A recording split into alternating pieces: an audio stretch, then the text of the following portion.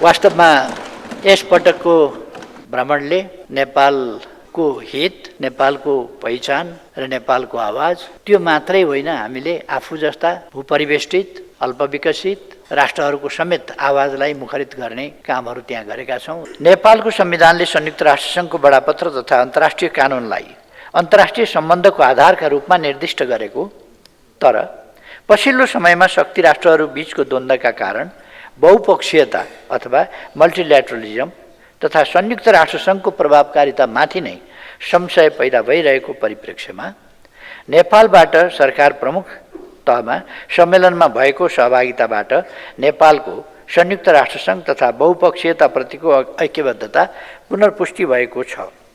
यस्ता भ्रमणहरू नेपालको कूटनीतिक उपस्थिति तथा अन्तर्राष्ट्रिय विश्वसनीयताको दृष्टिकोणले महत्त्वपूर्ण हुन्छन्। सम्मेलनमा मेरो सहभागिताले अन्तर्राष्ट्रिय मञ्चमा नेपालको छवि अभिवृद्धि हुनुका साथै नेपालको वैदेशिक सम्बन्ध र संयुक्त राष्ट्रसङ्घसँगको सहकार्य अझ सुदृढ बनाउन सहयोग पुगेको छ। सम्मेलनको औपचारिक कार्यक्रम अन्तर्गत जुन 30 तारिक आयोजित उद्घाटन सत्रमा म सहभागी भएँ।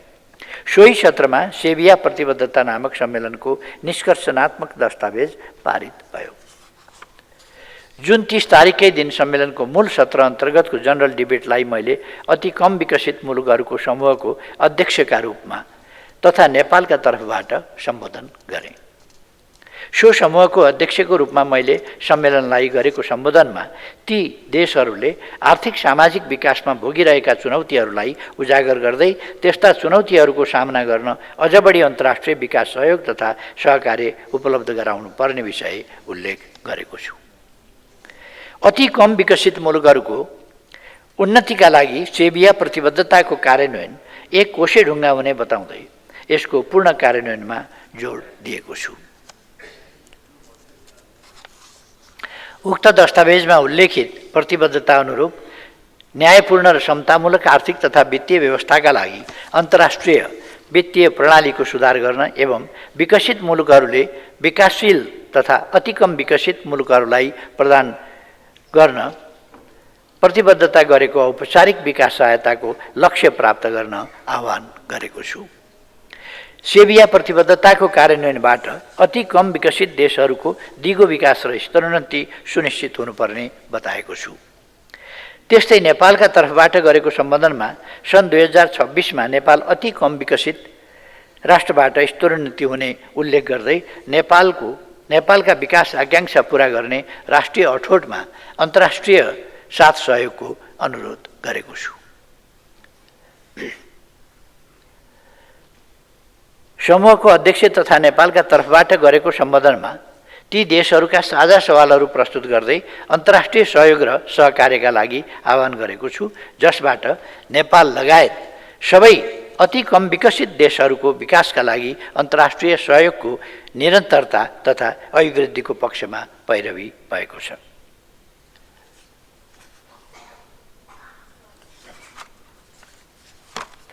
सम्मेलनको औपचारिक कार्यक्रममा मूल सत्रका अतिरिक्त 6वटा बहुसरोकारवालाहरू सम्मिलित गोलमेचहरू आयोजना गरिएकोमा मैले जुलाई 1 मा आयोजित अन्तर्राष्ट्रिय विकास सहायता सम्बन्धी तेस्रो गोलमेच बैठकको सहअध्यक्षता गरेको थिएँ। उक्त गोलमेच बैठकलाई सम्बोधन गर्दै जलवायु परिवर्तन, महामारीहरू, खाद्य असुरक्षा तथा द्वन्द्व एवं ऋणभार जस्ता समस्याले अति कम विकसित लगायत विकासशील मुलुकहरूलाई गहिरो असर पारेको उल्लेख गर्दै यी समस्याहरूको समाधानका लागि अन्तर्राष्ट्रिय विकास सहयोग अपरिहार्य रहेकोमा नेपालको उदाहरण प्रस्तुत गर्दै औपचारिक विकास सहयोग घट्दै गएकोमा चिन्ता व्यक्त गरेको छु। साथै सेभिया प्रतिबद्धताको कार्यान्वयन गर्दै विकास सहयोगको प्रभावकारिता सम्बन्धी सिद्धान्तहरूको पूर्ण पालना गरी विकास सहयोगको प्रभावकारिता वृद्धि गर्नुपर्ने विषयलाई जोड दिएको छु। गोलमेचमा मसँगै सहअध्यक्षता पोर्चुगलका उपविदेश तथा सहायता मन्त्री, secretary of estate and cooperation महामहिम आना इसाबेल जेभियरले गर्नुभएको थियो। यसबाट औपचारिक विकास सहयोग लगायत सहुलियतपूर्ण अन्तर्राष्ट्रिय विकास सहयोग अति विभिन्न मुलुकहरूका मात्र नभई अन्य विकासशील मुलुकहरूको दिगो विकास तथा जलवायु समस्या समाधानका लागि अत्यावश्यक रहेको सन्देश अन्तर्राष्ट्रिय समुदायमा प्रवाह गरिएको छ। गोलमेचको सहअध्यक्षताबाट नेपालको अन्तर्राष्ट्रिय क्षमताको झल्को दिनुका साथै अन्तर्राष्ट्रिय समुदाय समक्ष विकास साझेदारीका प्राथमिकताहरू मुखरित गर्ने अवसर प्रदान गरेको छ। मैले सम्मेलनका क्रममा 1 जुलाईमा आयोजित अति कम विकसित देशहरूको एक उच्चस्तरीय बैठकको पनि अध्यक्षता गरेँ। उक्त कार्यक्रमलाई अध्यक्षका रूपमा सम्बोधन गर्दै मैले अति कम विकसित मुलुकहरूले गरिबी, भोकमरी तथा कुपोषण जस्ता समस्याहरूको सामना गरिरहेको तथा यस्तो विषम परिस्थितिमा निर्यात व्यापार, वैदेशिक लगानी तथा सहयोग घटिरहेको र चुलिँदो ऋणभारका बीच शिक्षा र स्वास्थ्य जस्ता आधारभूत सेवामा गर्ने लगानी भन्दा समब्याज भुक्तानीमा बढी रकम खर्च गरिरहनु परेकोमा चिन्ता व्यक्त गरेको छु। यी चुनौती तथा जलवायु परिवर्तनका असरहरूको सामना गर्दै दोहा कार्ययोजना कार्यान्वयन गर्नका लागि सेभिल्ला प्रतिबद्धता अनुरूप घरेलु स्रोत परिचालन तथा वैदेशिक लगानी वृद्धि गर्दै औपचारिक विकास सहयोगको परिचालन राष्ट्रिय कार्यक्रमहरूका लागि अभिवृद्धि गर्नुपर्नेमा जोड दिएको छु। कार्यक्रममा मलावीका उपराष्ट्रपति, लेसोथोका प्रधानमन्त्री तथा लगायत अन्य अति कम विकसित देशहरूका प्रतिनिधिमण्डल प्रमुखका रूपमा सहभागी मन्त्री एवं अन्तर्राष्ट्रिय सङ्घ संस्थाका उच्च अधिकारीहरू उपस्थित भई सम्बोधन गर्नुभएको थियो। हाल अति कम विकसित 44 मुलुकहरूको विश्व समन्वय परिषद ग्लोबल कोअर्डिनेसन ब्युरोको अध्यक्षता गरिरहेको सन्दर्भमा यस कार्यक्रमले नेपाल अन्तर्राष्ट्रिय मञ्चमा नेतृत्वदायी भूमिका निर्वाह गर्न सक्ने अन्तर्राष्ट्रिय समुदायको एक जिम्मेवार र सक्षम मुलुक रहेको सन्देश प्रवाह भएको छ।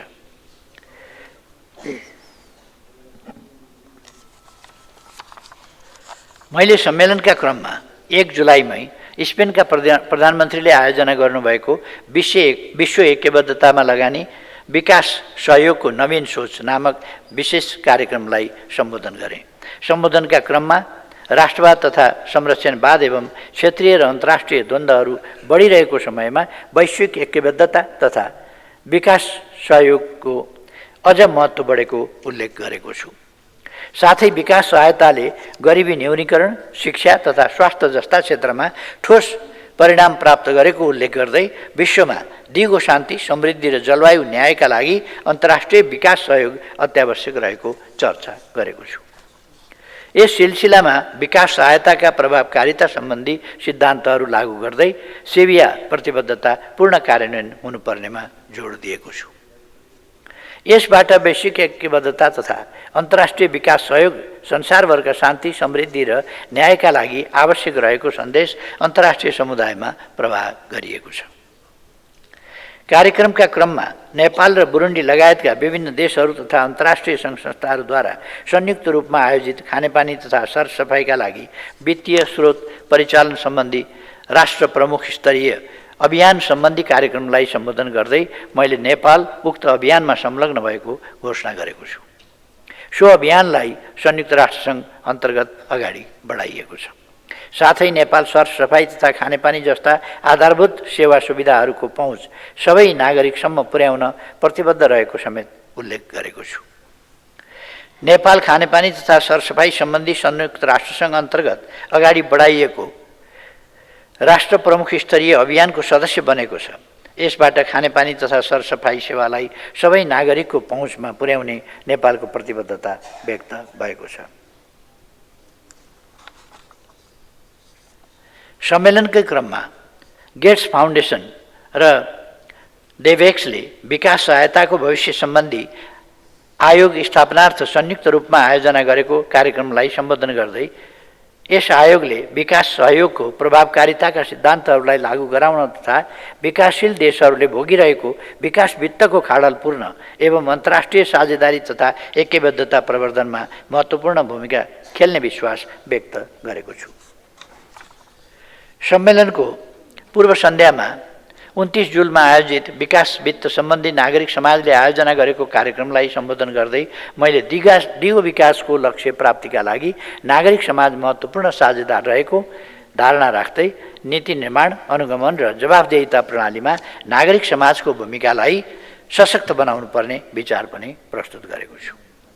साथै सेभिया प्रतिबद्धताले दिगो विकासका लक्ष्य प्राप्त गर्न विकासशील देशहरूले वार्षिक $4 ट्रिलियन अभाव भोगिरहेकोमा बहुपक्षीय विकास बैंकहरू, निजी क्षेत्र तथा अन्य माध्यमहरू एवं अन्तर्राष्ट्रिय वित्तीय संरचनाको सुधार गरी उक्त अभाव पूर्ति गर्नुपर्ने र यी लक्ष्यहरू प्राप्त गर्न नागरिक निरन्तर खबरदारी गर्नुपर्ने बताएको छु। साथै नेपालले देशको विकास, सार्वजनिक नीति निर्माण सम्बन्धी बहस तथा लोकतान्त्रिक शासन प्रणाली अन्तर्गत नागरिक समाजका निम्ति उदार व्यवस्था गरेको बताएको छु। सेभिया प्रतिबद्धताले नागरिक समाज लगायत अन्य सरकारवालाहरूको दिगो विकासका सन्दर्भ तथा सेभिया प्रतिबद्धतामा उल्लेखित विकास वित्तको नवीकृत ढाँचामा महत्त्वपूर्ण भूमिका हुने उल्लेख गरेकोमा मैले अन्तर्राष्ट्रिय वित्तीय निकायहरूको समावेशी सुधारका लागि नागरिक समाजलाई निरन्तर आवाज उठाउन आह्वान गरेको छु।